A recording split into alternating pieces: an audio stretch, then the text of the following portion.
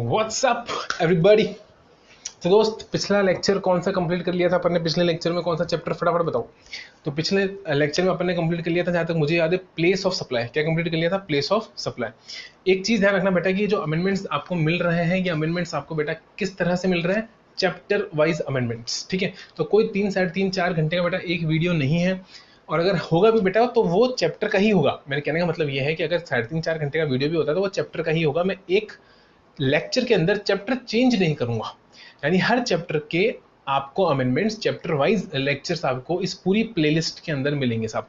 Playlist का link बेटा आपको डिस्क्रिप्शन में मिल जाएगा, उस प्लेलिस्ट में जाओ। यूट्यूब के ऊपर आपको सारे लेक्चर्स, ओपन लेक्चर्स हैं, कोई रेस्ट्रिक्टेड लेक्चर्स नहीं है, सारे बच्चे इनको देख सकते हैं। अमेंडमेंट बुकलेट भी बेटा फ्री ऑफ कॉस्ट अवेलेबल है वेबसाइट के ऊपर, वहां से डाउनलोड कर सकते हो। आई होप आप लेक्चर देख रहे हो और मजे कर रहे हो। बट हाँ बेटा, अगर मजा आ रहा है लेक्चर देखकर, मेरे डायग्राम्स आपको अच्छे लग रहे हैं दोस्त, एक कमेंट तो बनता है, एक कमेंट कर दो बेटा। या फिर अगर आप व्हाट्सएप ग्रुप ज्वाइन कर चुके हो तो मेरे को एडमिन वाला जो मेरा नंबर है उस पर एक मैसेज छोड़ दो दोस्त, है ना। तो बड़ी खुशी होगी दोस्त मेरे को भी कि आपको मजा भी आ रहा है और आप फायदा भी उठा रहे हो दोस्त, और मुझे भी खुशी मिलेगी साहब कि मेरा कंटेंट आपके काम आया, और मैं आगे फ्यूचर में भी ऐसा अच्छा कंटेंट आपको पब्लिकली अवेलेबल कराता रहूंगा फ्री ऑफ कॉस्ट। तो चलो साहब, चले हाँ सर, चलते हैं। क्या बोला बेटा मैंने? Value of supply in case of lottery. Value of supply in case of lottery. पहले क्या होता था sir? Value of supply chapter के अमेंडमेंट कर रहे हैं, ठीक है ना। तो पहले हम अच्छे से जानते हैं बेटा, दो चीजें होती थी, run by authorise by, run by authorise by. दो चीजें होती थी बेटा, एक होता था रन बाय और एक होता था बेटा ऑथराइज्ड बाय। लेकिन मजे की बात बेटा, प्रैक्टिकली दोनों में कोई डिफरेंस होता ही नहीं था। स्टेट गवर्नमेंट चाहे रन करे बेटा, चाहे स्टेट गवर्नमेंट ऑथराइज करे, इसमें प्रैक्टिकली कोई डिफरेंस नहीं होता है। अगर जितने भी लोग लॉटरी से रिलेटेड हैं उनको पता भी होगी ये चीज बेटा, practically there is no difference दोनों के बीच में। तो रेट अलग करने का कोई पर्पस होता नहीं है, ठीक है। तो इसलिए देखो, इन्होंने नीचे लिखा भी है कि विद इफेक्ट फ्रॉम 1 मार्च 2020। बेटा क्या बोला? 1 मार्च 2020, 2020 a uniform rate of 20%, 28% is applicable on lottery, since there is no distinction between lottery authorized by state government और lottery run by state government। तो दोनों में टेक्निकली कोई डिफरेंस बेटा आता ही नहीं है। और क्योंकि दोनों में डिफरेंस ही नहीं है, तो मेरे को सारे अच्छे बच्चे बताएंगे क्या करना चाहिए बेटा, एक ही कर देना चाहिए। तो इसलिए इन्होंने वर्ड से ही हटा दिया, इन्होंने रन बाय और ऑथराइज्ड बाय बेटा शब्द ही हटा दिया, और क्या कर दिया, ये देखो इधर आओ, has been amended to provide that the value of supply of lottery, मैं इधर पढ़ रहा हूँ बेटा, इधर इधर है ना, दिख रहा है ना, value of supply to provide that the value of supply of lottery will be higher of. Higher of क्या होता है बेटा? वो तो पहले भी वही था, आज भी वही है, केवल रेट चेंज हो गया। सो बेटा 128 ऑफ टिकट वैल्यू यानी फेस वैल्यू, या फिर price notified by in the official gazette by the state government whichever is higher. तो दोनों में से जो भी बेटा है उसका हायर अपन यहाँ पर ले लेंगे, ठीक है। और यही बन जाएगा बेटा आपका value of supply for lottery. बस एक चीज ध्यान रखनी बेटा यहाँ पर, और वो है रेट। और ये बेटा आईएमपी, आईएमपी मैं तो साफ साफ बोल रहा हूँ बेटा, ये आईएमपी है, एमसीक्यू यहाँ से आपके बेटा बन सकता है। तो ये ध्यान रखना, this is an IMP topic, ठीक है। तो ये ध्यान रखना बेटा कि लॉटरी के केस में रेट चेंज हो गया बेटा, 128% अब 112, और 128 जो पुराना होता था वो वाला झंझट यहाँ पर नहीं है, रन बाय और ऑथराइज वाला झंझट यहाँ पर नहीं है, ठीक है। देखो मैं इसकी बात कर रहा हूँ, पहले क्या होता था बेटा, मार्कर से हम आपको मार्क करके बताएंगे, पहले ये होता था और ये दोनों चीजें अलग अलग होती थी। अब क्या हो गया बेटा, अब अपने ये हो गया सिर्फ, ठीक है। हाँ सर, ओके। तो ये बेटा एक चीज निपट गई, फटाफट से देखो अपने नोटिफिकेशन निपटा लिया, सिर्फ रेट चेंज का नोटिफिकेशन है। उसके बाद सर्कुलर आता है। मेरे सारे बच्चे जिन्होंने चार्ज चैप्टर बेटा मेरे से पढ़ा है, अभी अभी पढ़ा है, अभी अमेंडमेंट लेक्चर में ही पढ़ा है, जिन्होंने चार्ज चैप्टर, वहां पर सेम टू सेम डायग्राम आपको दिखाई देगा, सिर्फ एक थोड़ा सा फर्क है, बाकी पूरा डायग्राम आपको एज इट इज दिखाई देगा। यानी ये बात सर कि यहाँ हम वापस कॉन्सेप्ट को समझने में टाइम वेस्ट नहीं करेंगे, ठीक है। तो जिन्होंने भी इसको समझना है, वैल्यू जो ये लेक्चर देख रहे हैं बेटा, प्लीज प्लीज प्लीज हाथ जोड़कर विनती है साहब, आप जाकर एक बार क्या देख लो बेटा, कौन सा चैप्टर? चार्ज चैप्टर देख लो। चार्ज जो चैप्टर है, उस चैप्टर के जो अमेंडमेंट्स मैंने पढ़ाए हैं दोस्त, वो लेक्चर इसी प्लेलिस्ट में मिलेगा, वहां पर जाके एक बार इसके कॉन्सेप्ट को समझ लो, ठीक है। क्योंकि यहाँ पर बेटा मैं वापस अगर पूरा कॉन्सेप्ट डिस्कस करूंगा तो टाइम ज्यादा लग जाएगा, पर्पस कुछ यहाँ पर हमारे पास है नहीं एज सच, ठीक है। तो वही बात है जो यहाँ पर मुझे रिपीट करनी पड़ेगी, ठीक है। तो एक बार हल्का हल्का देखते हैं क्या होता है। एक एयरक्राफ्ट ऑपरेटर और एयरलाइन था, एक एयरपोर्ट अथॉरिटी थी। देखो एयरक्राफ्ट और एयरपोर्ट में फर्क होता है। तो एक एयरपोर्ट अथॉरिटी है यानी डबल ए, वो अलग है बेटा, जिसमें airport authority of India, Delhi, आपका मुंबई, आपका नोएडा, ये होते हैं बेटा। और इधर होते हैं बेटा अपनी कंपनीज जो हवाई जहाज उड़ाते हैं। क्या उड़ाते हैं बेटा? हवाई जहाज उड़ाते हैं, जिसमें अपने पास आता है spice jet, air India, Vistara और इंडिगो। ओके सर, समझ में आ गई बात। उसके बाद में इधर होते हैं बेटा पैसेंजर्स। हाँ हाँ हाँ हाँ, बिल्कुल सही है सर, इधर होते हैं पैसेंजर्स। तो मेरे सारे अच्छे आराम से सोचेंगे और आराम से मेरे को एक बात बताएंगे, और वो ये बताएंगे साहब कि पैसेंजर से, आपको पता है पैसेंजर को डेवलपमेंट सर्विस कौन देता है बेटा? एयरपोर्ट अथॉरिटी देती है। और लेकिन ये एयरपोर्ट अथॉरिटी पैसे कलेक्ट कर सकती है क्या अपन से? हैं? अब मैंने क्या बोला था उस एग्जांपल में, मैंने बोला था ऐसे बाहर अगर एक आदमी खड़ा कर दे और जो भी एयरपोर्ट से बाहर निकले 5 रुपए 5 रुपए 5 रुपए 5 रुपए, अच्छा लगेगा? नहीं सर, अच्छा नहीं लगेगा। तो जो भी बेटा फीस होती है ना, वो टिकट का पार्ट बना दी जाती है। एयरपोर्ट अथॉरिटी एयरक्राफ्ट ऑपरेटर या एयरलाइन को ये बोलती है कि साहब आप जो टिकट बेचो उस टिकट की प्राइस में क्या ले लेना, यूजर डेवलपमेंट फीस ले लेना, पैसेंजर सर्विस फीस ले लेना, जिसको प्यार से अपन पीएसएफ या यूडीएफ बोलते हैं। और टिकट के साथ ही बेटा अपन को पता ही नहीं चलता, अपन टिकट के साथ ही इनको दे देते हैं। किसको? एयरलाइंस को, एयरक्राफ्ट ऑपरेटर को। किसकी बोल रहा हूं मैं? Aircraft operator. I am not talking about airport authorities. Aircraft operator को अपन दे देते हैं। तो सर ये क्या करते हैं, उसका लेके बैठे रहते हैं क्या? नहीं साहब, ये इनको आगे दे देते हैं। ठीक है, हाँ, यानी ये कलेक्टिंग एजेंट हो गया क्या? हाँ सर, ये तो एक तरीके का एजेंट हो गया, कलेक्शन एजेंट। क्या बोलेंगे बेटा? Collection agent. और ये जो कलेक्शन एजेंट है बेटा, इसको इसके बदले में चार्जिंग, कलेक्शन चार्जेस भी मिलते हैं 5 रुपए। यानी ये ऐसा फ्री में, there is no free lunch in this world. बिल्कुल बेटा, कोई चीज फ्री नहीं मिलती दोस्त। इसलिए ये 5 रुपए भी इससे लेकर चलेंगे। ठीक है सर, चीज समझ में आ गई, 5 रुपए लेकर चलेंगे। अब मुद्दे की बात क्या पता है सर, ये सब तो हमने चार्ज चैप्टर में ही समझ लिया था। ये सब तो हमने चार्ज चैप्टर में ही समझ लिया था कि कौन जीएसटी देगा, कौन जीएसटी लेगा और कैसे जीएसटी लगेगा और ट्रांजैक्शन कौन कौन से होंगे।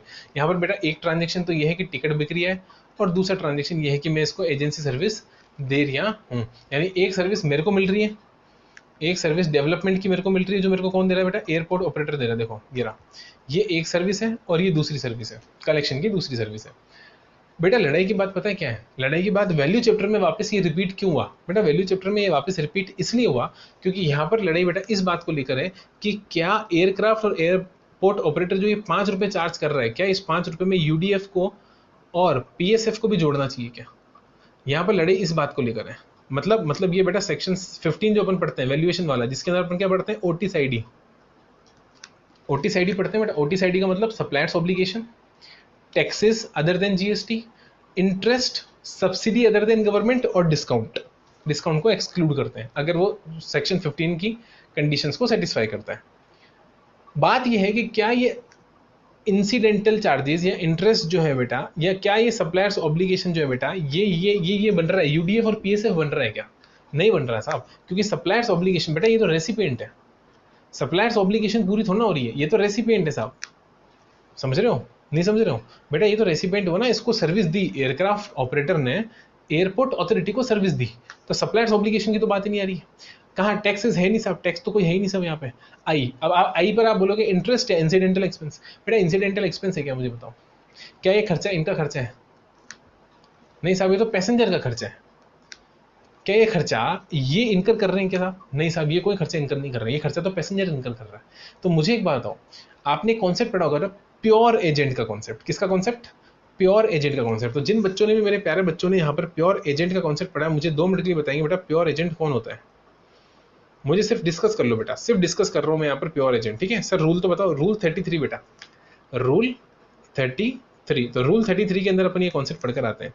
सारे बच्चे मुझे बताएंगे बेटा इसमें क्या होता है। इसमें एक सप्लायर होता है, ठीक है, एक रेसिपिएंट होता है, और पीछे बेटा बहुत सारे सप्लायर्स होते हैं। हाँ सर, याद आ गया। कौन सा एग्जाम्पल याद आया बेटा? शादी वाला, है ना? सारे बच्चों को वही एग्जांपल याद आता है। दोस्त हम इतना बढ़िया एग्जांपल देते हैं शादी वाला। Event management company. पहले बेटा इतनी शादियां होती थी, सब घर वाले काम करते थे, लेकिन आजकल बेटा घर वाले शादी के अंदर मेहमान होते हैं, दूल्हा खुद मेहमान होता है साहब। इवेंट मैनेजमेंट कंपनी बेटा पानी का गिलास भी आपके मुंह के लगा के देंगे आपको। आपको तो पीने की भी जरूरत नहीं साहब, वही पिला देंगे अपने हाथ से। सारा काम साहब ए से लेकर जेड तक, क्या बोल रहा हूँ मैं, ए से लेकर जेड तक सारा काम कौन करके देता है? इवेंट मैनेजमेंट कंपनी वाले बेटा।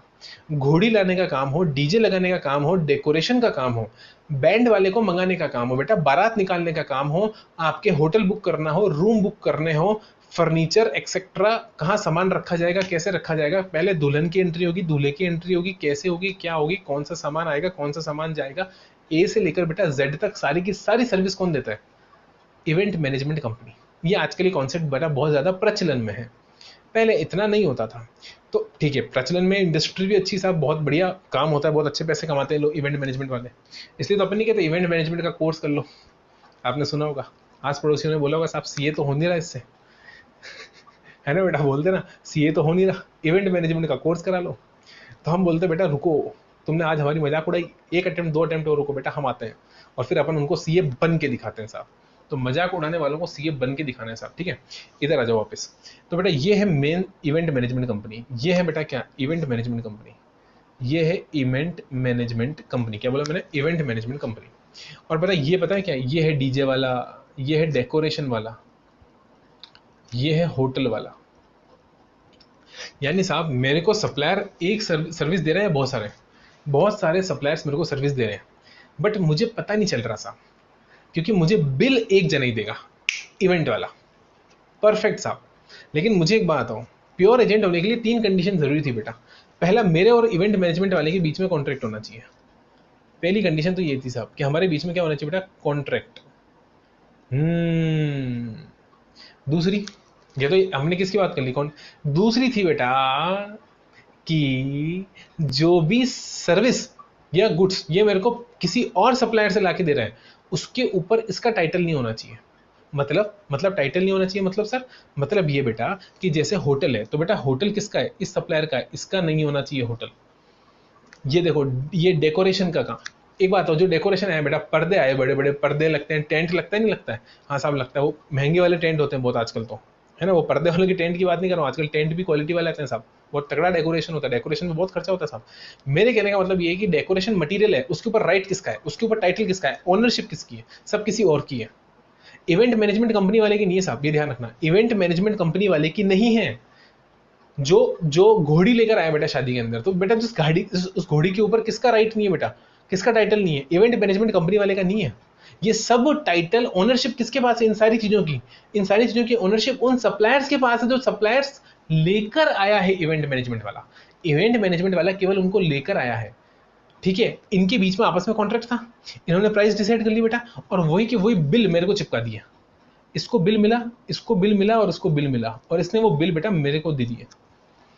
और तीसरी कंडीशन थी बेटा कि recipient has to enjoy those goods और सर्विसेज, मतलब उसका एक्चुअल एंजॉयमेंट मैं करूंगा बेटा।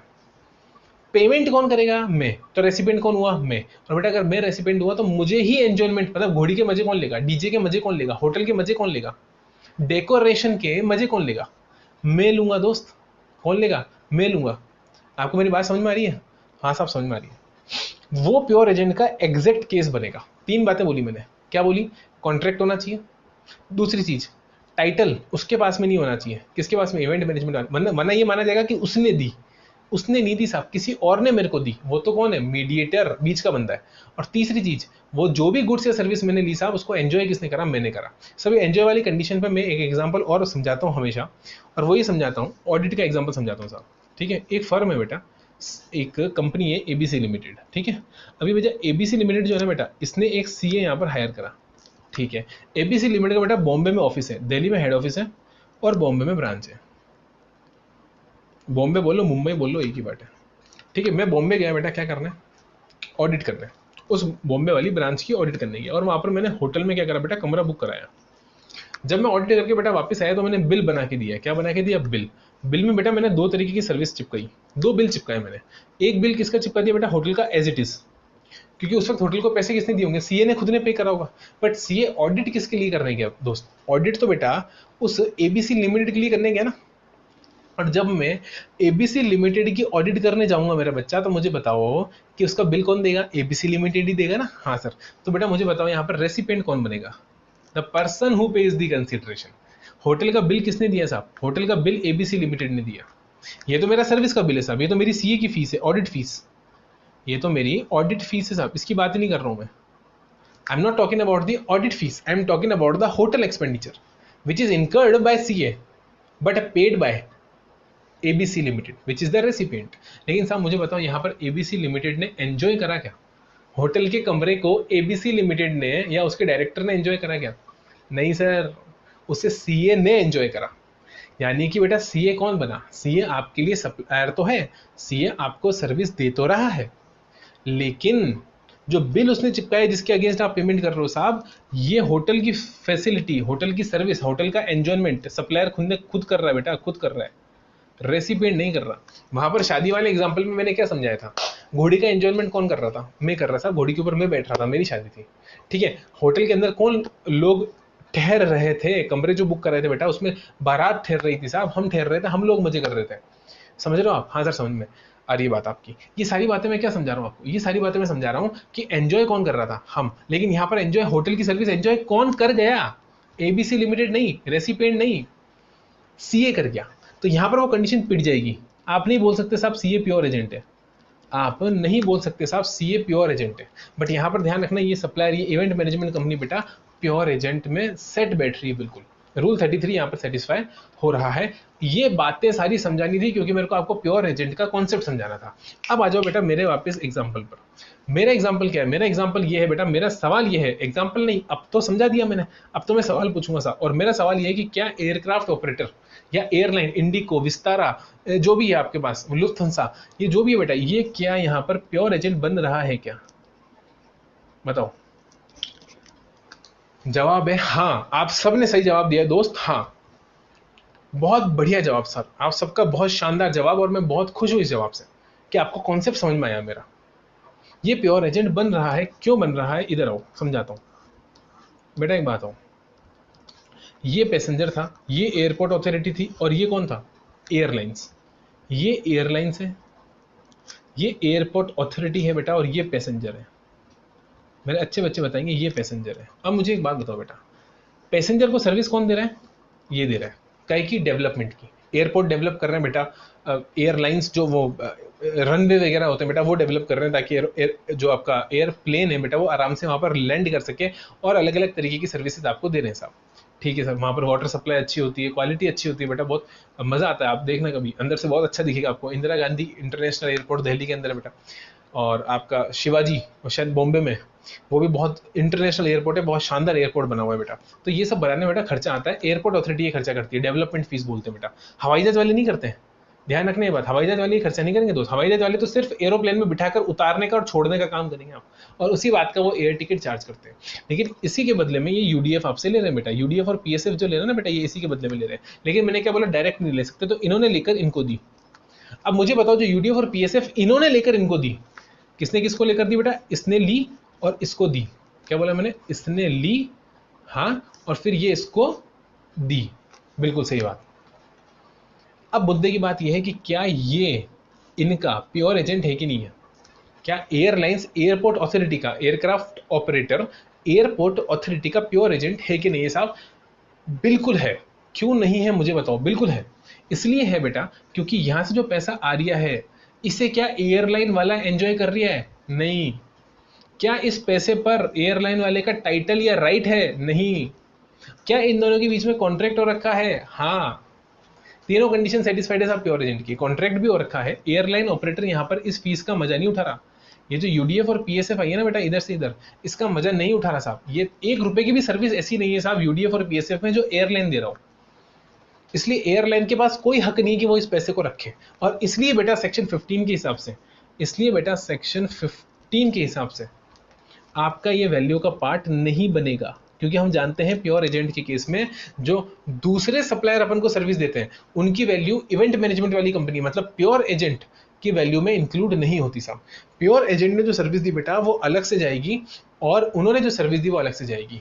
उनकी सर्विस पर वो जीएसटी लगाएंगे, कलेक्ट करेंगे, गवर्नमेंट को पे करेंगे, और इवेंट मैनेजमेंट कंपनी यानी जो प्योर एजेंट की सर्विस है बेटा उस पर प्योर एजेंट टैक्स लेगा और गवर्नमेंट को जमा कराएगा। इतनी सी बात है बेटा, और इसी के साथ मजे की बात, आपका ये चैप्टर भी कंप्लीट हो गया। इनपुट टैक्स क्रेडिट अपन ऑलरेडी कर चुके हैं, ठीक है। अब रिमेनिंग चैप्टर्स में मिलेंगे बेटा अगले लेक्चर में। यहाँ पर देख लो 2 ही थे बेटा, एक ये नोटिफिकेशन था और एक ये सर्कुलर था। इसके बाद भी अगर कोई क्वेरी आती है बेटा, तो मैंने हमेशा बोल रखा है, मेरा नंबर व्हाट्सएप ग्रुप का लिंक मैंने डाल रखा है, उस व्हाट्सएप ग्रुप को ज्वाइन करो। वहां पर एडमिन करके जो नंबर है दोस्त वो मेरा ही है। लेक्चर अच्छा लगे तो प्लीज प्लीज प्लीज मैसेज जरूर डालना मुझे व्हाट्सएप पे, कॉल मत करना दोस्त। कॉल करो अगर तो इवनिंग में आप कर सकते हो, बट स्टिल मैं गारंटी नहीं देता कि मैं अटेंड करूंगा, बट हाँ मैसेज का रिप्लाई आपको डेफिनेटली मैं दूंगा। तो कोई भी क्वेरी है तो आप वहां पर मैसेज कर सकते हो। और सबसे बड़ी बात है, मैसेज के साथ साथ बेटा आप मुझे कमेंट करके ये बता दो, मैसेज करके ये बताओ कि आपको लेक्चर अच्छा लगा दोस्त। मेरे को ये सारे मैसेजेस बहुत बढ़िया लगते हैं साहब, आपका मैसेज पढ़ के एनर्जी डबल हो जाती है, क्या हो जाती है बेटा, डबल। तो नॉर्मल एनर्जी में मैं काम करता हूँ, आपके कमेंट्स आते हैं, इतनी खुशी मिलती है साहब, फिर लगता है दोस्तों इनके लिए करना है, इनको फायदा हो रहा है तो इनके लिए करना है। बट फायदा हो रहा है कि नहीं हो रहा है मुझे कब पता चलेगा, जब आप रिप्लाई करोगे, ठीक है। तो चलो बेटा, bye bye, tata, see you and meet you in the next lecture. Bye bye.